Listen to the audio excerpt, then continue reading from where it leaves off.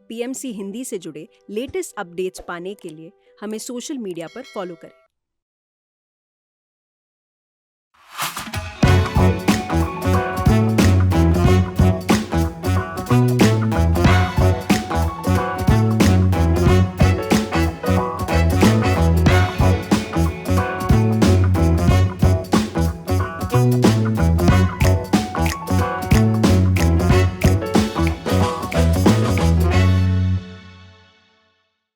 कोई भी रिश्ता एक की हिस्सेदारी से नहीं, दोनों की भागीदारी से चलता है। हाय, मैं हरप्रीत कौर, आपकी दोस्त एंड होस्ट, आपके अपने फेवरेट शो संसार में निर्वाण सीजन 3 में आपके साथ स्वागत करती हूँ एक खास जोड़ी का, जो हमारे साथ आज जुड़े हैं।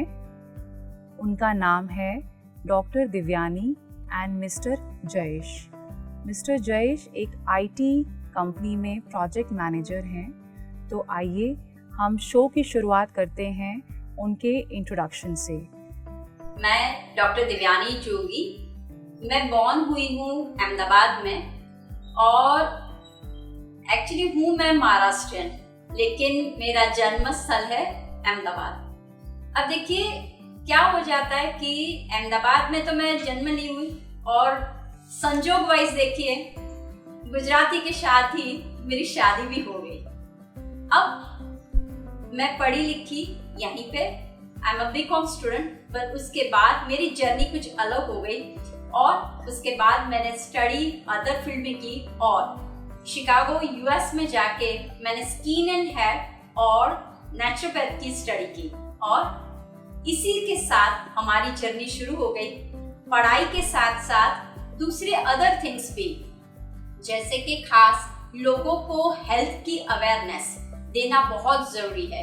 आध्यात्मिकता में रह के लोगों को अवेयरनेस के साथ ध्यान और हमारे संस्कृति में, हमारे धर्मों में, और जो हम भूल चुके हैं संस्कृति और जो हमारा खान पीन जो भूल चुके हैं, उसी के साथ आज मेरा चल रहा है। नमस्कार, मैं जयेश जोगी और मैं बॉर्न ब्रॉटअप झारखंड धनबाद से हुआ हूँ। बेसिकली आई एम गुजराती और लगभग मोर देन 25 ईयर्स अगो मैं अहमदाबाद शिफ्ट हुआ और आफ्टर मैं देवयानी से मिला। तो देखा जाए तो मैं एज ए आईटी फील्ड में हूँ, कंप्यूटर फील्ड में हूँ काफ़ी सालों से और working as a project manager one of the company. Very short description from my side, ये मेरा डिस्क्रिप्शन है। Thank you. Thank you ma'am and sir for your introduction. अब मैं शो की शुरुआत करती हूँ क्वेश्चन से। अब हम आपसे यह जानना चाहते हैं कि आप दोनों की पहली मुलाकात कब और कहाँ हुई और शादी तक बात कैसे पहुँची? क्या चैलेंजेस रहे एक दूसरे के साथ आने में? एक्चुअली मैंने जब स्टडी की यहाँ पे बीकॉम की, अब उस वक्त कंप्यूटर का बहुत चलन था, क्योंकि साइड में कंप्यूटर अगर आप सीखे हो तो आपको फायदा बहुत होता है। तो मैंने जॉब करना शुरू कर दिया था, लेकिन कंप्यूटर के नॉलेज के बगैर कुछ काम नहीं हो रहा था। तो मैंने यहाँ पे एक जो इंस्टीट्यूट है वहाँ पे शुरू की और योगानुयोग मेरा एंटर होना और मेरा निकलना, इनका एंटर होना, तो हम लोग वहाँ पे मिले दोनों और ये मेरे प्रैक्टिकल के सर थे। तो लेकिन मैं निकल जा रही थी तभी उनका आना था। तो मुझे बार बार लगता था कि मैं जो भी डेटा लिख रही हूँ वो निकाल कौन रहा है। तो मैं कंफ्यूज हो जाती थी, क्योंकि अगर आपको पता हो तो उस टाइम लोटस 123 और MS वर्ड था, वर्ड स्टार था। तो मैं डेटा लिखती थी और ये निकाल देते थे।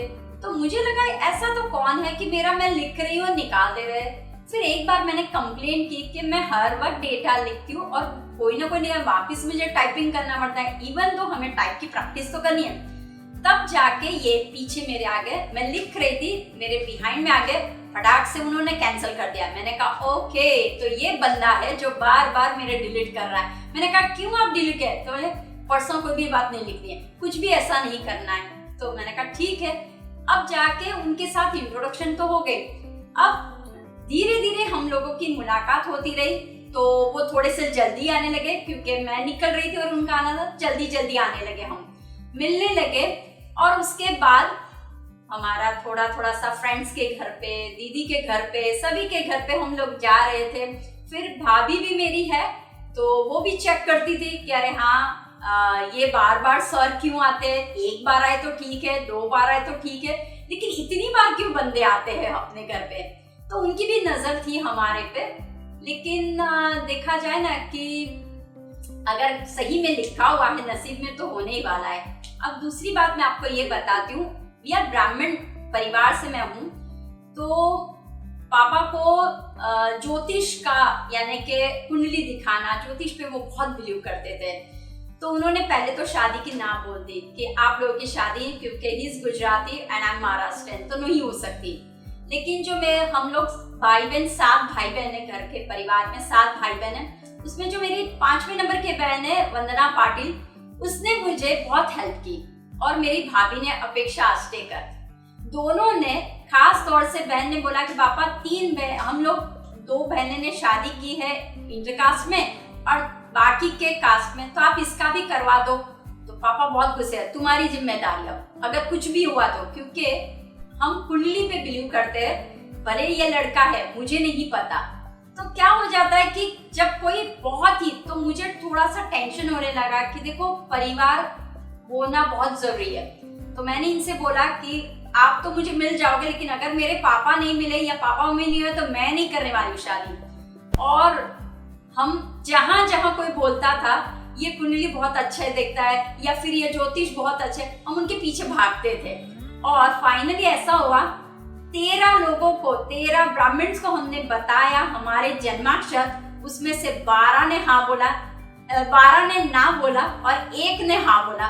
तो बस हमने 1 पे शादी की। और पापा का एक उसूल था, आप अच्छी तरह से रहना, अगर कोई भी गड़बड़ होती है तो मैं मेरे घर पे अकेले तुम्हें एंट्री नहीं दूंगा।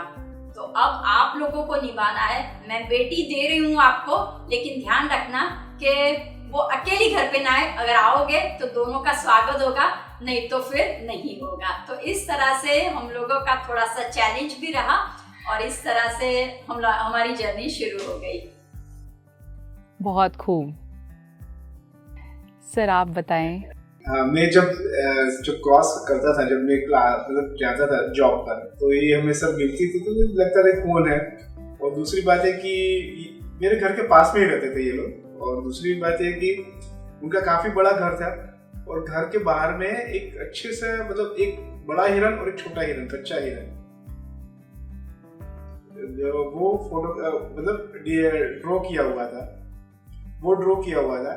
तो मैं हमेशा सोचता था कि ये किसका घर है, काफी बड़ा घर है, बाहर में डॉक्टर आस्टेकर लिखा हुआ है, मगर कोई नजर नहीं आता था। फिर धीरे धीरे मालूम चला ये क्लास में आने लगे, और मैं तो इधर रहती हूँ, तो फिर मुझे चलो वो ये इन्हीं का घर है। और मैं काफी मतलब 2000 किलोमीटर दूर से यहाँ शिफ्ट हुआ था। तो फिर तो धीरे धीरे दोस्ती कन्वर्ट हुई, और फिर आगे शादी तक बात चली। हाँ, तब तक मेरे पेरेंट्स इधर झारखंड में ही रहते थे। फिर मेरे ड्यूरिंग द मैरिज वो लोग इधर शिफ्ट हुए, और आफ्टर दैट जर्नी स्टार्टेड, जो कहते हैं संसार, वो सांसारिक जीवन स्टार्ट हुआ। But in between their is so much struggle मतलब देखा जाए कि ऐसा नहीं कि ना बोल रहे थे, हाँ वो बोल रहे थे जो भी हो अच्छे से करने का है, क्योंकि मैं गुजराती और स्पेशली फ्रॉम द सौराष्ट्र से है मेरे सब नेटिव सब। तो स्पेशली जब शादी हुई तो काफी लोग खाली शादी देखने आए थे कि ये लोग कौन है, कहाँ से है। और मेरे जो मैरिज की एल्बम थी वो हम लोग ने फिर से मेरे झारखंड में जो हमारे नेबर्स थे उनको देखने के लिए भी भेजी कि देखिए, मैं जो लोग भी चाहते थे कि किसके साथ शादी की है, तो वो लोग ने हमारे एल्बम देखे। तो उन लोगों ने एल्बम देख के बोला अरे ये तो काफ़ी गोरी है, ऐसा है, क्योंकि सबको गोरा काला का बहुत होता है। तो उन्होंने बहुत ऐसे बोले। मेरे नाना थे, वो हम लोग बॉम्बे भी गए थे ना आफ्टर द मैरिज नाना से मिलने, क्योंकि वो आ नहीं सके थे। तो बोलते कि अरे ये आप बहुत चूना लगाते हो चेहरे पे, क्योंकि इसके लिए आप ज़्यादा गोरे हो। तो काफ़ी ये सब भी टीजिंग भी होती थी और अच्छे से after the journey started, this journey begins. और इसमें इनके फ्रेंड्स सब लोग वही बोलते थे, अरे आपने तो ला दिया, आपने तो बीबी जो है वो तो चूना लगाती है। तो मैंने कहा मैं चूना नहीं लगाती हूँ। तो बोले मुंह पे बहुत सारा चूना लगाया हुआ है। तो उस समय वहाँ पे जो था लाइक यू नो वो लोग ब्रिटिश साइड थे, तो हम थोड़ा सा हम फेयर है, तो बहुत उन लोगों को लगता था भाभी तो बहुत ही आपने ऐसी लाए कि बहुत ही गोरी गोरी और चूना लगाई हुई भाभी आई, हमें भी दिखा दो वहाँ पे अगर आपकी कोई साली है क्या। तो इसने बोला बस यही लास्ट है, क्योंकि बस इसी का नंबर लास्ट है, अब इसका कोई नहीं। अब उनके कब बच्चे होते तब देखेंगे अगर आपका नंबर लगा तो इस तरह से हमारा सब शुरुआत हो गई हमारी। अब मैं आपसे पूछना चाहूँगी कि आप दोनों की स्पिरिचुअल जर्नी कैसे शुरू हुई और आध्यात्म में आने के बाद आपको अंदर क्या बदलाव आया? मेरी स्पिरिचुअल जर्नी देखा जाए तो मैं बचपन से ही काफ़ी स्पिरिचुअल रहा और ध्यान में करीब मैं काफ़ी 15 साल मोर देन 15 इयर्स बैक में ध्यान में आया। और ध्यान में आने के बाद इतना मालूम चला कि there is everything is something behind it, कि जो भी कुछ हो रहा है उसके कुछ पीछे कुछ राज है। तो कुछ हमारे जो पूर्व के कर्म होंगे उसके साथ ही इसके साथ कनेक्ट होते हैं, और कुछ ऐसे कर्म होते हैं जो अभी हम लोग यहाँ से बांध के नए जा सकते हैं। मगर हमें ये देखना है कि जो नए कर्म बंधे तो उसके लिए फिर से हमें इस तरह से बनाने की जो अच्छे कर्म हो, किसी के साथ लड़ाई झगड़ा या किसी को अनबन होना, किसी का दिल दुखाना, वो ना करके हम लोग अच्छे कार्यों के अंदर ध्यान दें, तो हमारे जो आगे की जो स्पिरिचुअल पाथ है वो हमारा अच्छा रहेगा। और अगर नेक्स्ट बर्थ मिले तो भी वो हमें अच्छा बर्थ मिले। हाँ जी मैम, आप बताएं। जैसे जयेश ने बताया वैसे ही मेरा भी आध्यात्मिक की जर्नी चाइल्डहुड से समझ लीजिए, क्योंकि हम लोग संयुक्त परिवार में रहते थे। तो मेरी आजी, क्योंकि हम महाराष्ट्र से, मैं आपसे साथ वही बोलूंगी जो मेरी दादी, तो आजी को हमेशा रामायण, सो ये जो हमारे जो 4 ग्रंथ है उसको हम बहुत फॉलो करते थे। रामायण है, महाभारत है, गीता है और भागवत है। तो ये इसमें से हमें बचपन में ही सीख मिल रही थी। एक बात है कि जब आपके रूट में, जब आप बचपन से आध्यात्मिकता के साथ जुड़ते हो, फिर आपको कोई भी सिचुएशन आ जाती है, कैसी भी सिचुएशन आ जाती है, अब बहुत अच्छी तरह से उसको हैंडल कर सकते हैं। स्ट्रगल्स बहुत आए, जैसे कि इंडिया में तो चलो भाई बहन थे, पापा थे, सास ससुर थे, लेकिन जब मैं अब्रॉड गई वहां पे मुझे बहुत सारे चैलेंज उठाने पड़े और बहुत सारी दिक्कतों का मैंने 5 साल सामना किया। लेकिन समथिंग बिहाइंड मी जो मुझे हमेशा हेल्प करता था, और वो नथिंग बट एक ही है मात्र जो आपको निरंतर बोलता है तुम्हें ये करना है, तुम्हें इस दिशा में जाना है। तो वो मुझे बहुत हेल्पफुल रहा। कॉन्फिडेंट हो गई और बहुत ही स्ट्रांग हो गई और हर एक जगह पे फाइट करने के लिए मैं रेडी हूँ। बहुत खूब, आप दोनों की स्पिरिचुअल जर्नी बहुत ही इंस्पायरिंग है। बहुत अच्छा लगा सुन के। आपके अकॉर्डिंग एक रिलेशनशिप को मजबूत बनाने के लिए कपल को किन बातों का ध्यान रखना पड़ता है? अब रिलेशन को मेंटेन करना है तो एक बात ध्यान रखना, ये जोड़ी हमेशा ऊपर से ही डिसाइड होके आती है, आप नहीं तय करते हो। तो एक विश्वास बहुत है, बोलते हैं ना, साईं बोलते हैं विश्वास, श्रद्धा आपके भीतर में होनी चाहिए कि वो जो कर रहा है वो मेरे लिए कर रहा है और मैं जो कर रही हूँ उसके लिए कर रही हूँ मैं। तो एक विश्वास का अटूट बंधन है, तो वो एक बहुत आपको सपोर्ट करता है। अगर दोनों में म्यूचुअल अंडरस्टैंडिंग होना बहुत जरूरी है। दूसरा, दोनों को हस्बैंड वाइफ नहीं, ये तो बाहर की दुनिया आपको देती है, टैग लगाती है you are husband wife, but real में we are both are friends. अभी भी फाइटिंग हमारी आज भी चलती है और फाइटिंग होनी ही चाहिए, नोकझोंक होनी ही चाहिए। जो बताते हैं ना बाहर आइडियल कपल, हमारे में बिल्कुल है। आप जब फाइटिंग करते तब पता चलता है हाँ इसको क्या चाहिए, मुझे क्या चाहिए, या फिर एक जो रिस्पेक्ट होती है वो पता चलती है। तो एज अ फ्रेंड रहना है आप लोगों को। अगर आप लोगों को परिवार को हेल्दी रखना है, रिश्ते को हेल्दी रखना है, तो हमेशा फ्रेंड की तरह रहिए। मन में जो भी डाउट्स होता है वो निकाल दीजिए, छुपके से मत कीजिए कभी भी। उनको भी पता चलना चाहिए कि क्या है, और रिस्पेक्ट होनी बहुत जरूरी है एक दूसरे की। अगर मैं कुछ कर रही हूँ तो इसके सपोर्ट के बिना आज मैं यहाँ पे नहीं हो सकती थी, और मेरे सपोर्ट के बिना वो नहीं, क्योंकि परिवार के दो हम पहिए हैं, तो वैसे ही हमें चलाना है। बिल्कुल सही सर। हाँ जी, आप इस बारे में क्या शेयर करना चाहेंगे? मेरा कहना चाहिए कि जब भी हो हस्बैंड वाइफ हो तो स्पेशली ट्रस्टवर्दी, दोनों को एक दूसरे पे विश्वास होना चाहिए और एक फेथ होना चाहिए। क्योंकि मैं जब इंडिया वापस आ रहा था तो मेरे घर के सारे डॉक्यूमेंट्स दे रहा था, साइन कर करके दे रहा था कि मैं वापस इंडिया जा रहा हूँ और मैं ये सब डॉक्यूमेंट्स हैंड ओवर कर रहा हूँ। तो मेरे घर के भी हैंड ओवर किए डॉक्यूमेंट। तो मेरे जो रियल्टर था तो उसने बताया कि you will come up again. How your confidence, कि आपको कैसे मालूम है कि मैं वापस आ रहा हूँ, मैं ग्रो कर लूँगा?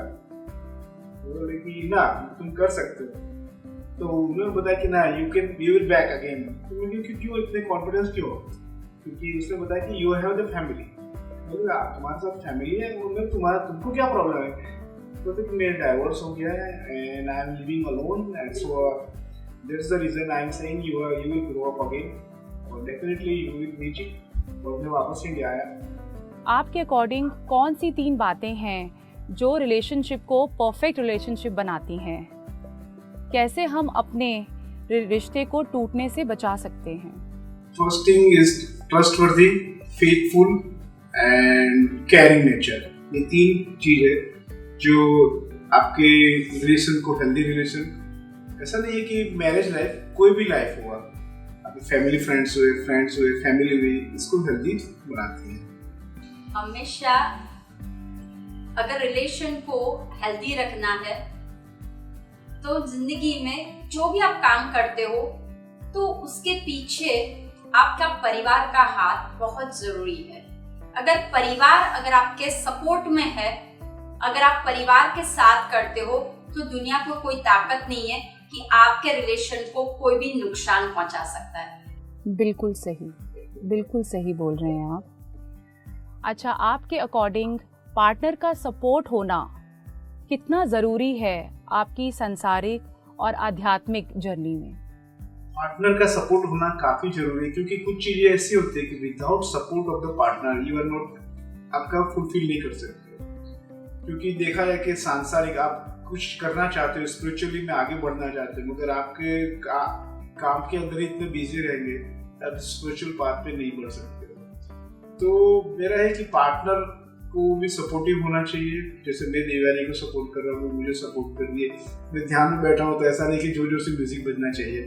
तो कुछ भी चीज ऐसी होती है कि without the support is not possible. तो पार्टनर को आप अंदर से समझिए, पार्टनर की क्या जरूरत है वो समझिए, तभी वो आपका मतलब स्पिरिचुअल पाथ और सांसारिक पाथ दोनों यू कैन बी फुलफिल। तो दोनों में यही है कि जो संसार में निर्माण जो है, ये बात को ये मतलब ये सार्थक करता है। हम अपना यादों की बारात सेगमेंट शुरू करते हैं। इसमें यादों की बारात में आप दोनों को कुछ तस्वीरें दिखाई जाएंगी मैम एंड सर, जिससे जुड़ी हुई यादों को आपने हमारे साथ शेयर करना है।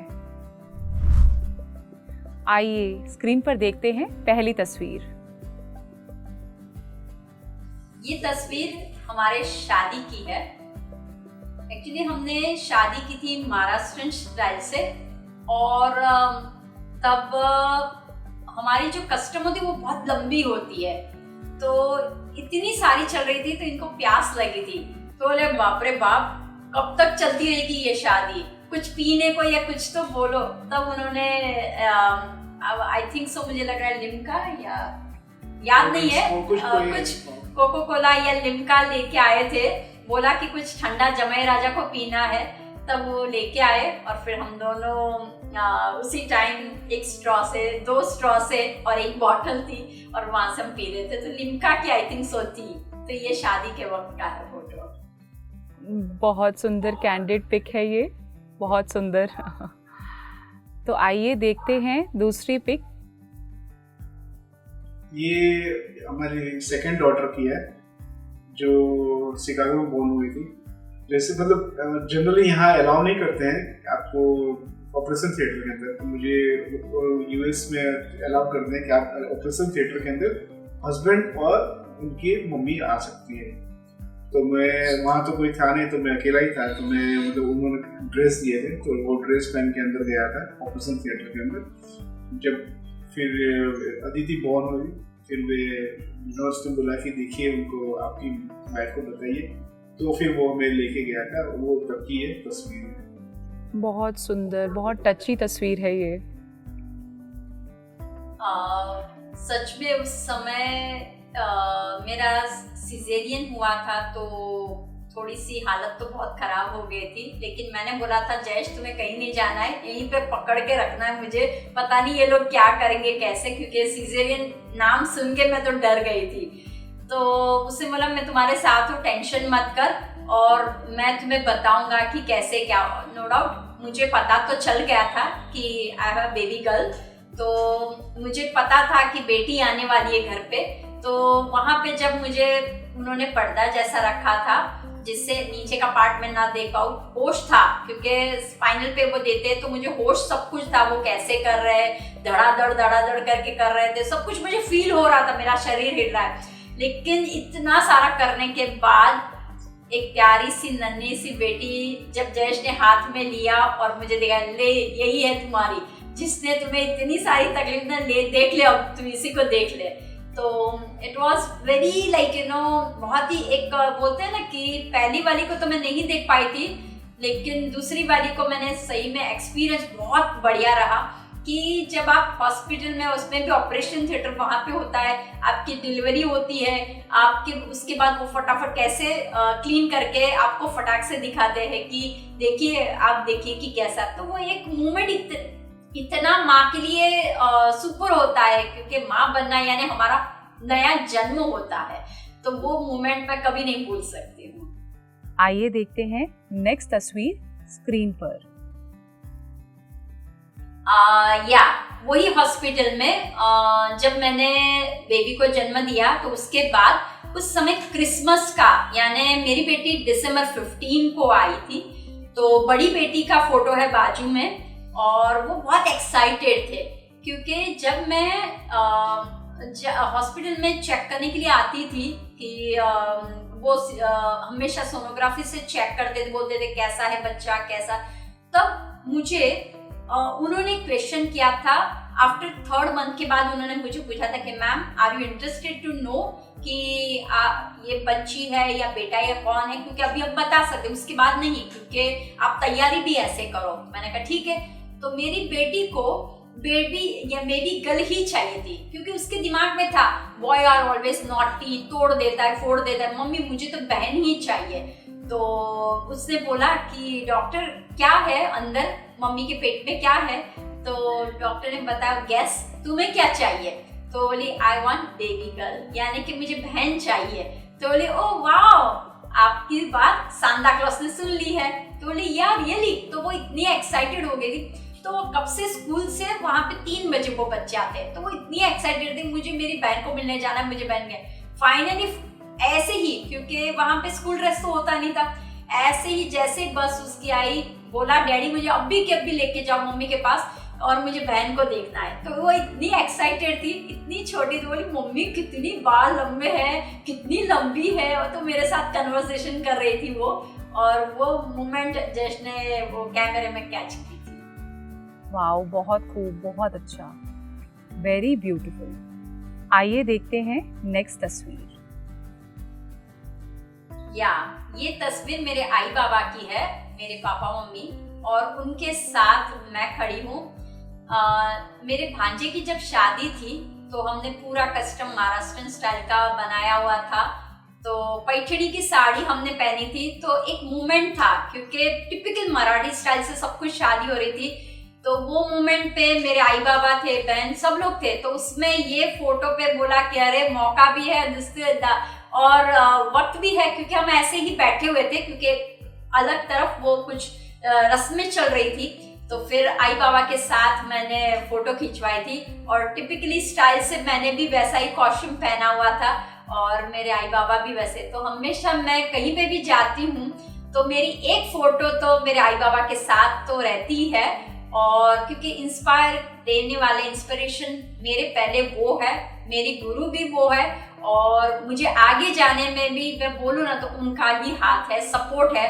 और जयेश को भी पता है कि देवयानी अपने आई बाबा से बहुत क्लोज है, तो वो हमेशा जो भी बोलते हैं तो उनका वो सुनते कि हाँ सही बात है, तो वो हमेशा सही को बोलते हैं कि आपको ये करना है, ऐसा नहीं करना है, ये सच क्या है वो। तो हमेशा मेरी एक मेमोरी रहती है मेरे आई बाबा के साथ।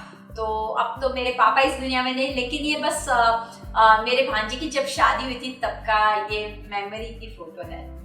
देखते हैं नेक्स्ट तस्वीर, इसके बारे में आप कुछ बताएं। ये तस्वीर जो है ये हमारी फुल फैमिली की है, चारों लोग की है। ये मेरी जो है सिस्टर इन लॉ के बेटे की तो क्या रखी आफ्टर द मैरिज पार्टी थी, तो उसी की तस्वीर है जो जिसमें हम लोग चारों ने, और तब अदिति काफ़ी छोटी लग रही थी, अब तो काफ़ी लंबी हो गई है, तो उसी की तब की है, काफ़ी टाइम पुरानी है, जैसे देखा 6-7 साल मोर देन दैट तब की ये तस्वीर है।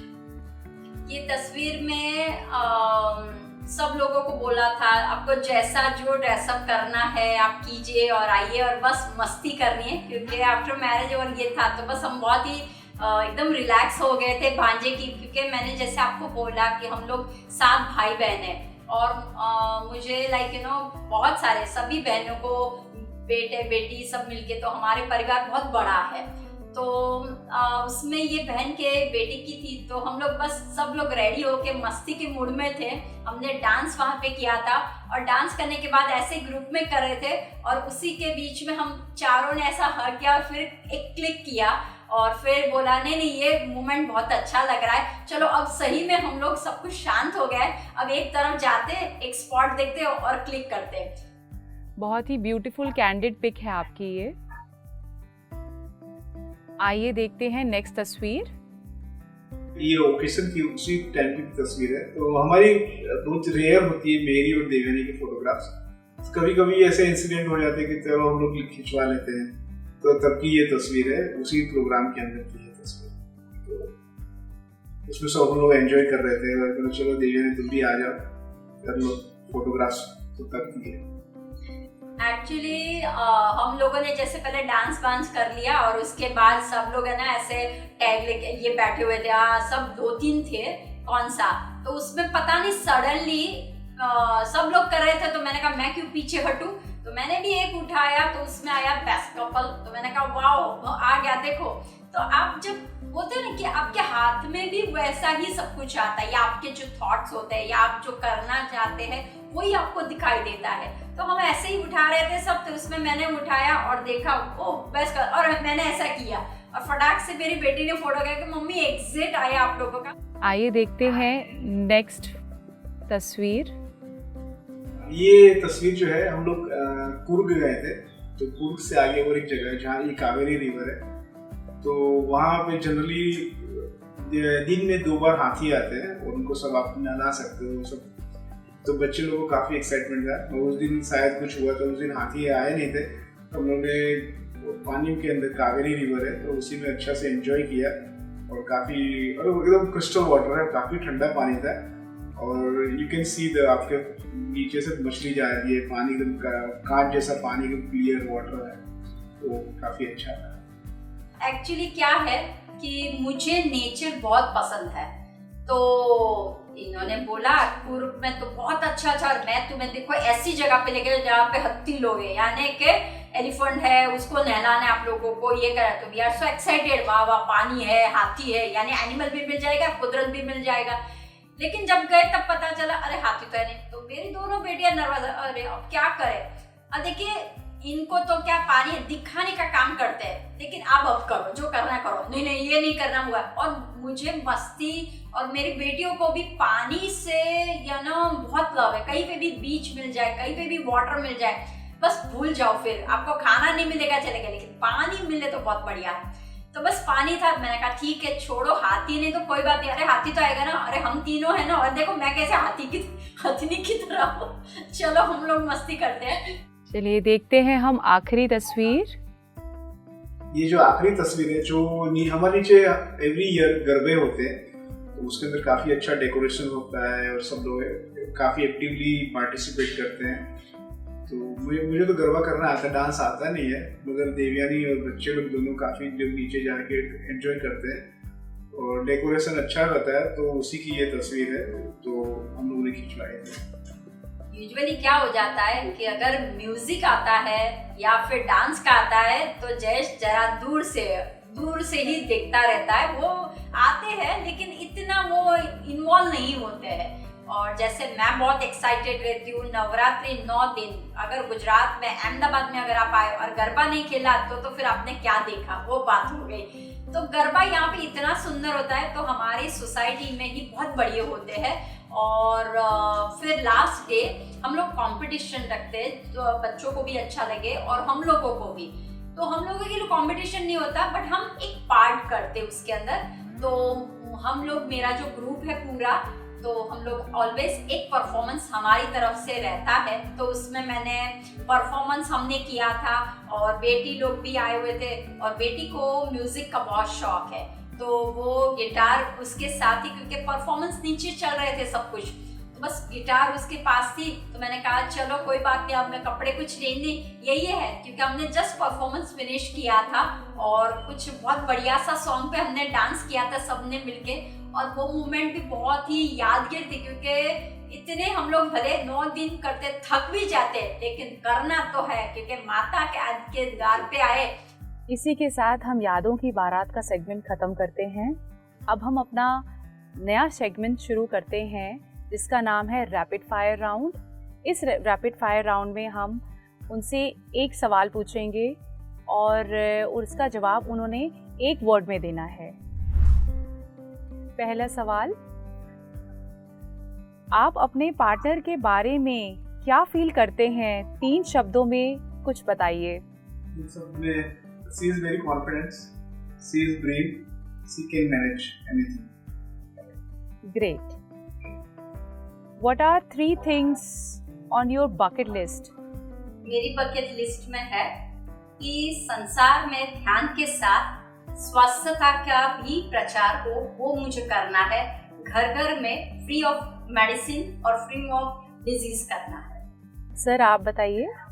मेरा यही कि सबको ध्यान के बारे में मालूम चले, ध्यान क्या है, ध्यान से काफ़ी चीज़ें आपको अपने आप प्रॉब्लम सॉल्व करती है। वही प्रचार प्रसार ज़्यादा जितना हो वही है। अपने लाइफ के कोई भी 3 एडवेंचर्स के बारे में बताइए। 3 एडवेंचर्स में ये है कि जब मेरी शादी हुई थी तो मैं हमेशा देवयानी को बोलता था कि मैं तुम्हें यूएस लेके जाऊँगा। तब मेरे पास ऐसा देखा जाए तो कुछ स्टार्टेड फ्रॉम जीरो, तो डेफिनेटली वो मैंने किया।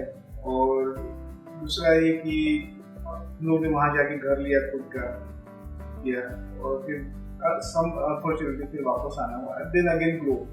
तो ये काफ़ी चैलेंजेस आए लाइफ के अंदर, but due to the spiritual we everything we come out from this space. Ma'am आप बताइए। सही में देखा जाए तो जिंदगी हम जी रहे हैं, शुरुआत हो गई, वही एडवेंचर है हमारे लिए।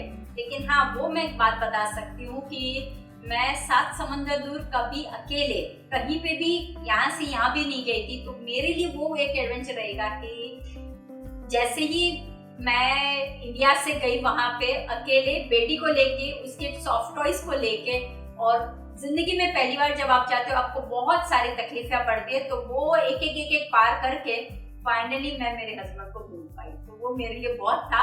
और दूसरा था, मेरी छोटी वाली ने वहाँ पे जन्म लिया, अभी भी वैसा ही रहा। बहुत सी जगह पे मैं गई कि नहीं, इस बार तो मुझे प्रॉपरली मेरी डिलीवरी होनी चाहिए, कोई भी दिक्कतें नहीं आनी चाहिए। तो अगर आप सच में अगर आप बिलीव करते हो अपने आप पे, अगर आप स्पिरिचुअलिटी में हो, तो डेफिनेटली यू गेट व्हाटएवर। कोई भी एडवेंचर करना हो तो आपके साथ हमेशा एक विश्वास, कॉन्फिडेंस आपके अंदर रहता है। आप अपनी सबसे बड़ी सक्सेस किसको मानते हैं? सक्सेस जो होता है, everything come from the by heart. If you do everything, if you do by the anything by heart, definitely success will come to you. और जो भी अभी मैं हूँ, तो वो भी due to the family and spiritual part.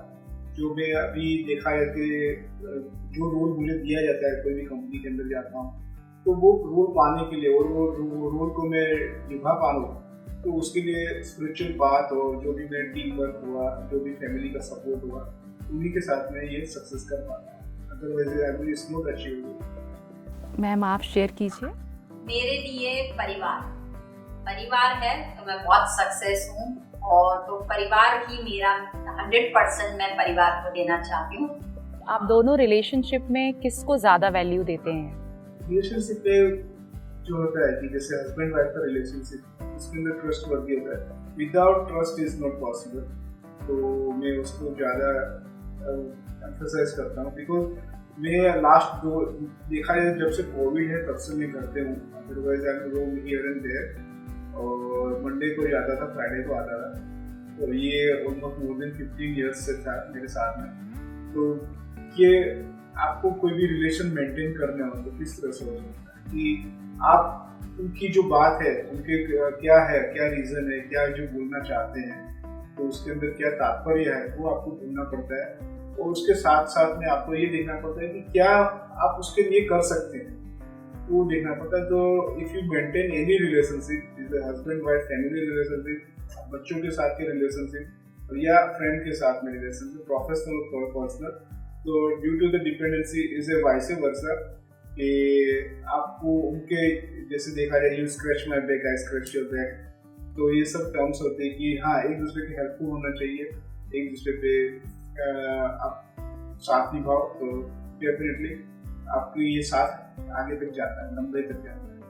मेरे हिसाब से भी सर्वप्रथम मेरे माँ बाप और मेरा परिवार जो अभी, तो वो बहुत ही है जो मुझे हेल्पफुल रहता है। तो मैं कहूँगी कि क्योंकि जहाँ से आपको संस्कार मिलते हैं, जो माँ के गर्भ से आप निकलते हो, तो वो डायरेक्टली पहले तो वहीं से हमारा आ जाता है, तो मुझे वहाँ से पहले और फिर वही कंटिन्यू में फिर हस्बैंड और मेरी 2 बेटियाँ, तो मैं डेफिनेटली उन लोगों का श्रेय दूंगी। आप स्ट्रेस से कैसे डील करते हैं? स्ट्रेस से डील होता है क्या कि first thing you have to understand nothing is permanent, कि अभी जो सिचुएशन है वो परमानेंट नहीं होती, कोई भी सिचुएशन में खराब हो या बुरे, मतलब जब भी देखा जाए जब बुरा वक्त आता है तभी आपको मालूम चलता है कि स्ट्रेस क्या है, और तब होता है भय बिना प्रीत नहीं, अब भय लगता है तभी आप प्रीत करते हो, तभी आप भगवान के पास जाते हो, तभी स्पिरिचुअल पाथ पे जाते हो, otherwise when everything is good no one bother it. तो वो है कि आपको स्ट्रेस को मेंटेन करने के लिए डेली रेगुलराइज आप ध्यान करिए, स्पिरिचुअल पाथ में जाइए, किसी को हो सके तो किसी की मदद करिए, तभी ये स्ट्रेस मेंटेन हो सकता है।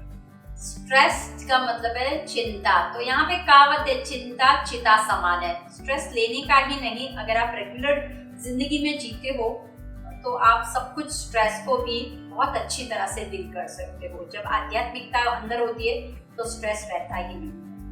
ऐसी कोई ऐसी एक बात बताएं जिसके लिए आप अपने कंपेनियन को थैंक यू बोलना चाहेंगे। ऐसे तो हमेशा मुझे हेल्प करते हैं, कहीं पे भी मैं फंस जाती हूँ हेल्प करते हैं, तो जो मेरे साथ इतने साल रहे और मेरे बच्चों का इतना, यानी इनके साथ हुए तो बच्चे भी मुझे मिले, so thank you very much. और बस मैं शुक्रिया अदा करती हूँ हमेशा कि ऐसी ही जिंदगी हमारी कटती जाए, और आगे भी कोई ना कोई, अगर आगे की क्या है वो मुझे नहीं पता, लेकिन इस तरह से ही एक दूसरे को हेल्प करते रहेंगे। So thank you very much. Sir आप बताइए।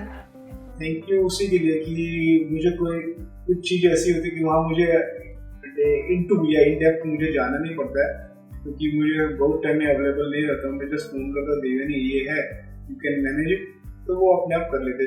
For that I am thankful for them. कोई ऐसी खूबी जो आपको आपके पार्टनर में सबसे ज़्यादा अच्छी लगती है? अच्छी लगने की बात यही है कि वही है कि she is more confident, she can manage everything, तो ये 2 चीज़ है। क्योंकि मुझे देखता हूँ कि कभी कभी ड्यू टू द कुछ सिचुएशन ऐसी आती है कि आप you not reach over there, तो तब मैं जा नहीं सकता। हाँ, but as per the Devyani she can manage. मैंने आपको पहले ही बोला कि मैं ज़्यादा बाहर रहा हूँ, घर से बाहर रहा हूँ, कभी कभी तो सिक्योरिटी वाले बोलते हैं भाई कहाँ जा रहे हो, अंदर जाने के लिए अलाउ नहीं करते, तो she can manage everything. So I am very thankful to the God कि आपने मुझे इस तरह से मुझे फैमिली दी है। थैंक्स। मैम आप बताएं। जयेश में एक है कि वो बहुत ही अच्छी तरह से कोई भी चीज हो ना तो वो पार तो कर ही लेता है, कुछ भी हो जाए, देर होती है लेकिन पार हो जाती है। दूसरा है वो बहुत ही टाइम मैनेजमेंट में रहता है, पंक्चुअलिटी में बहुत रहता है, तो that's a good thing. I am also trying, but कभी संसार में फंस जाती नहीं होता है। और दूसरा कि जैसा भी समय आ जाए, जैसा भी हो जाए, वी कैन डू इट। आपका सबसे बड़ा सबक जो आध्यात्म में आने के बाद आपने सीखा है? आध्यात्म में आने के बाद आपको क्या होता है कि you can get more confidence and कि एवरीथिंग इज पॉसिबल, और जो हो रहा है समथिंग बिहाइंड दैट कुछ हो रहा है। तो वही है कि ये सबक आपको मिलता है कि आध्यात्मिक में क्या होता है। मैम आप बताइए।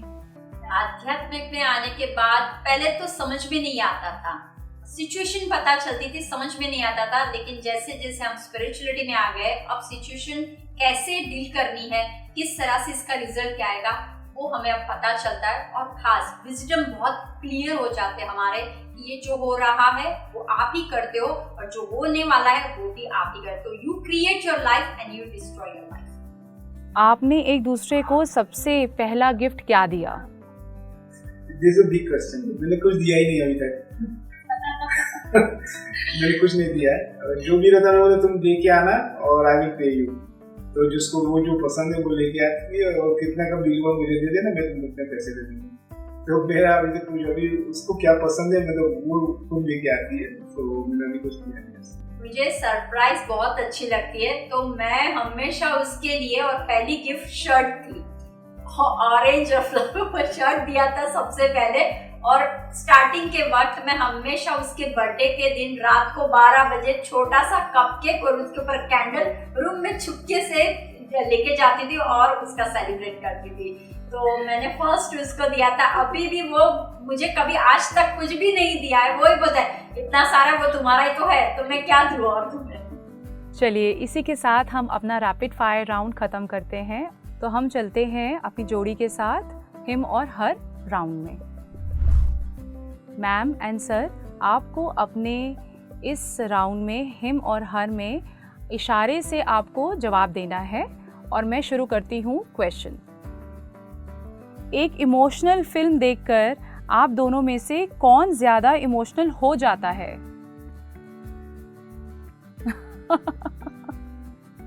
आप दोनों में से एक बार में कौन फ़ोन नहीं उठाता?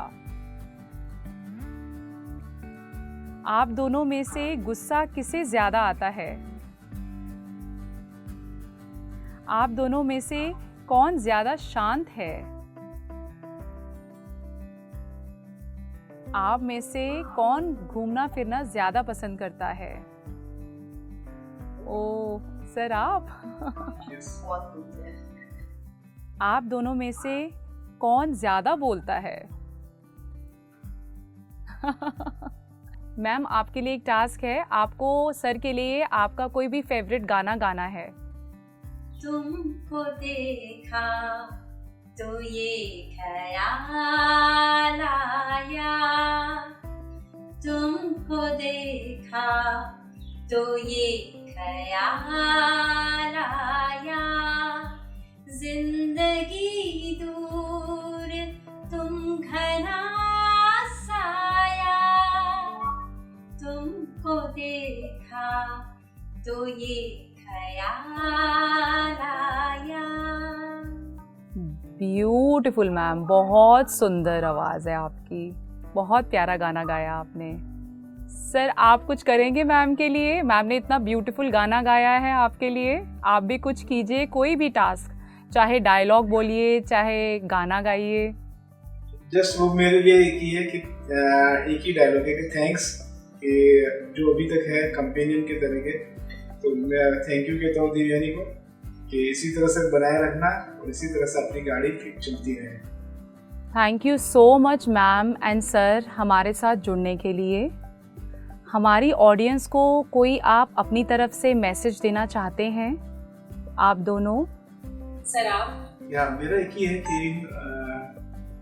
मैसेज ये है कि जो भी यंग कपल है या जो भी कपल हो, या they want to be in spiritual path, कि आप स्पिरिचुअल पाथ के अंदर रहिए, क्योंकि देखा जाए कि जब मैरिज होती है तब जो हस्बैंड वाइफ होता है तब उसको लक्ष्मी नारायण का स्वरूप दिखा जाता है। तो ये लक्ष्मी नारायण का स्वरूप हमेशा रहे, क्योंकि कृष्ण और रुक्मिणी में भी विवाद होता था और दोनों अलग होते थे, तो उसी तरह से विवाद तो चलता रहेगा मगर अलग नहीं होना है।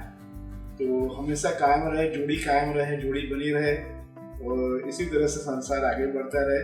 और एक एज आती है तब कंपेनियन की ज़्यादा जरूरत होती है।